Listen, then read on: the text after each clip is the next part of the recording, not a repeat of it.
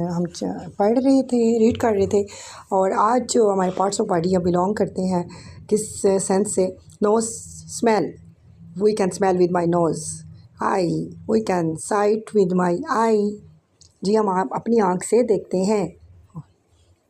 Year, we can hear with my ear, ear से हम क्या करते हैं? सुनते हैं। Hand, we can touch with my hand, we can touch with my hand.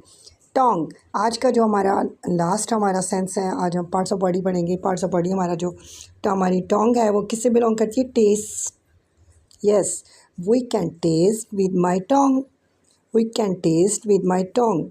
TONGUE, tongue, TONGUE, tongue. We can taste, हम मज़े मज़े के खाने हम अपनी टोंग से टेस्ट करते हैं ना, हमें पता चलता है। Nose, eyes, ear, tongue, hand.